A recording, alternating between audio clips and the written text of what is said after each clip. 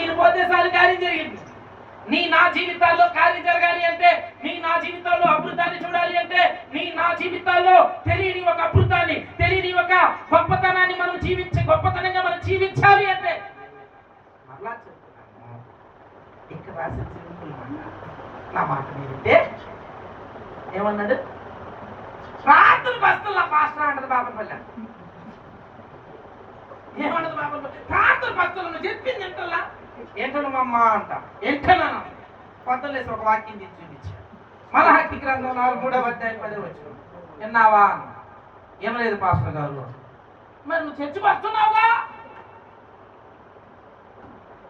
అసలు బైబిల్లో రాయబడి మాటను మనం వినము. ఇనే మనస్సే లేదు మనకాడ. అంతే. కాకపోతే పాడమంటే పాడతాం, మైకి ఇస్తే బాగా పాడతాం, మైకి ఇస్తే బాగా చెప్పలేదు. ఏదో మన సొంత తెలివితేటలు. నేను కైకూరు పాస్టర్ గారు చెప్తున్నాను నాతో, నువ్వు ఎక్కడెక్కడ ఓడిపోవాలంటావో తెలుసా రాజేశ్వరు అన్నాడు. ఎక్కడెక్కడ అయ్యారు అన్న. నీ సొంతంగా ఆలోచించిన కాడల్లా అన్నాడు. పాస్టర్ గారు ప్రతి దాంట్లో నా సొంత ఆలోచన ఉందిగా అన్న. అంటే సొంత ఆలోచన చేసినప్పుడల్లా పాస్టర్ గారు సింపుల్ గా సమాధానం చెప్పేశాడు. ఎక్కడెక్కడ ఓడిపోతావో తెలుసా అని. ఎక్కడ ఓడిపోతాను అయ్యారు అని ఆసక్తిగా అడిగిన.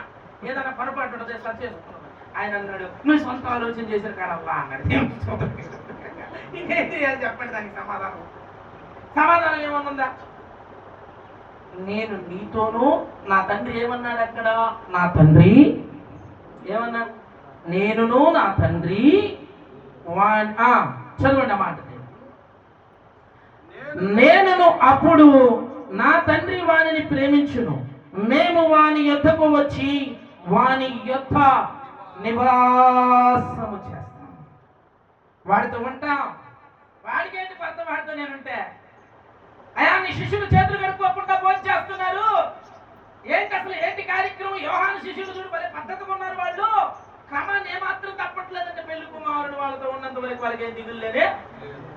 ఏంటా మాట? అంటే యేసు మనతో ఉన్నంత వరకు మనకి దిగులేదే.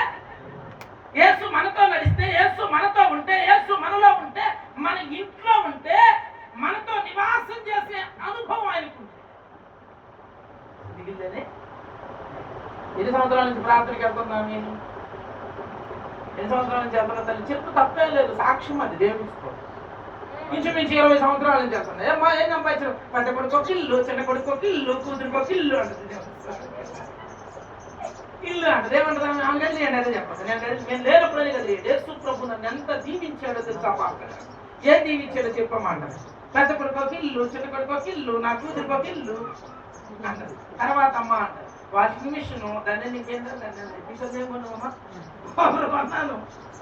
పరుపు కూడా కొన్నాను. కుమారమ్మ డబ్బులు ఇస్తే ఏసీ కూడా కొంటారు. అదే 10,000 రూపాయలు సీడీ రావాలి. అది కూడా వస్తే ఏసీ కూడా కొనేస్తాడు. హల్లెలూయా. అంటే ఇప్పుడు ఆశీర్వాదం అంటే ఆమె ఏమనుకుంటుందంటే ఇల్లు, ఆశీర్వాదం అంటే ఆమె ఏమనుకుంటుందంటే కోలరు, ఆశీర్వాదం అంటే ఆమె ఏమనుకుంటుందంటే ఏమనుకుంటుంది చెప్పండి? అదే చెప్పండి. దేనికి స్తోత్రం కలిగిన కాక. హల్లెలూయా, హల్లెలూయా. ఆశీర్వాదం అంటే అదిగా. నా పిల్లలు ఎంత బాగా ప్రార్థన చేస్తున్నారు, నా పిల్లలు ఎంత దేవునితో నివాసం చేస్తున్నారు. ఏహు తన కుమారుల గురించి తెల్లారి లేచి వారి కొరకు మొదలుపెట్టడం మొదలుపెట్టేవాడు. వారి కొరకు బ్రతిలాటం మొదలుపెట్టేవాడు. వారి కొరకు గోసాటం మొదలుపెట్టేవాడు. వారి కొరకు దేవునితో పెరుగులాడేవాడు. కావాల్సింది ఇల్లు వాకిలు కాదు. చెట్టు కింద ఉన్న పర్లా ఏదో ఒక రోజు పోతాం. మనం మంచి ఇల్లు కట్టుకున్నంత మాత్రాన్ని, చర్చిలో ఉన్నంత మాత్రం నేను పాపకుండా ఉండే సమస్య అయితే మరలా అంటున్నాను, నీ ఆశీర్వాదం ఎక్కడుండాలి అంటే భక్తిలో. మనం బాగానే ఉంటాం, మన పిల్లలు బాగానే ఉండదే. గల కారణం ఏంటంటే మనతో దేవుడు నివాసం, దేవుడు మనతో నివాసం చేయకపోతే కదా. చేస్తే ఈ దిగులేముంది, చేస్తే కొరతలేదని చెప్తున్నాను కదా వాక్యంగా. దేవుడు మనతో నివాసం చేస్తే కొరత లేదు. దేవుడు ఇట్లా సొంత ప్లాన్లో స్కెచ్లో ట్రాక్లు వేసేస్తాం, పైన పరిగెత్తాలని దేవుడికి స్తోత్రం కలిగింది కాక.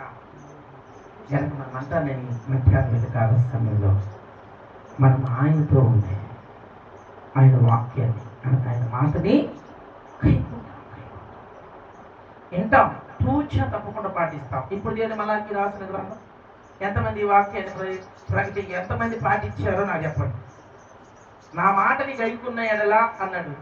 ఈ మాటని ఎంతమంది గైకున్నారో ఒకసారి చెప్పండి. మలాకి రాసిన గ్రంథం 3వ అధ్యాయం 10వ వచనం. ఈ మాట స్పష్టంగా చదవమ్మా. ఎక్కడుందంటే ఆహారము వాక్యం ఇది నా మాట కాదు, మళ్ళీ ఏనండి నేను చెప్పట్లేదు ఈ మాటని, వాక్యం చెప్తుంది. ఈ వాక్యాన్ని మీరు గైకున్నారంటే ఖచ్చితంగా మీ పంట చుట్టూ కాపుదలు ఉంటుంది. ఒకసారి చదవండి వాక్యాన్ని. నా మందిరంలో ఆహారం ఉండనట్లు 10వ భాగం అంతయు. ఆమేన్. చదవండి చదవండి. ఎప్పుడన్నా ప్రభు ఎప్పుడు మళ్ళా తీసుకొచ్చి అందరూ పెట్టి సాయంకాలం శోధించండి. ఏనండి ఈ మాట నేను నా మాట కాదు. యేసు ప్రభువు వారు అంటున్నారు, నేను నీతో నివాసం చేయాలి అంటే, నేను నీతో ఉండాలి అంటే, నా తండ్రి నీతో ఉండాలి అంటే నా మాటను గైకొనాలి. ఏం దెయ్యాలు లేదు, భూతాలు లేదు, రోగాలు లేదు, వ్యాధులు లేదు. యేసు ప్రభు మాట ఇంటే సరిపోయేదాన్ని. యేసు ప్రభు మాట వినలేక, యేసు ప్రభు చెప్పింది చేయలేక చేతులు చూపించు, యేసు ప్రభు చెప్పింది చేయలేక వాగిటి ముందు గుమ్మడికాయలు పెట్టుకోవడం, యేసు ప్రభు చెప్పింది చేయలేక పెద్ద పెద్ద సాహిత్యంలో కాయలు పోయారు. ఎంత అడలుకుంది మన కలెక్ట్ వస్తుంది, క్వార్టర్ చేసే తగులుతుంటుంది. తాకి క్వార్టర్ చేసే తగులుతూ ఉంటుంది. యేసు ప్రభు చెప్పింది చేయలేక మారు మనసు ముందుకొని బాప్తిసం తీసుకోమన్నాడు. అక్కడ యేసు ప్రభు చెప్పింది చేయలేక ఇంత పెద్ద గుమ్మడికాయ తెచ్చిపెట్టి ఏంటి పోయిన ప్రవచనం. యేసు ప్రభులు వారంట నా మాటని గైకొనండి, అప్పుడు నేను నా తండ్రి మీతో ఉండి నివాసం చేస్తామని ఆయన అంటుంటే, మాటినే ఉండదు మన దగ్గర, మాటినే ఎవరినే ఉండదు మన దగ్గర, వాక్యాన్ని పాటించే ఎవరినే ఉండదు మన దగ్గర, వాక్యాన్ని అనుసరించే ఎవరినే ఉండదు మన దగ్గర. మాకేదో తెలుసు, మాకేదో తెలుసు పాస్టర్ గారు.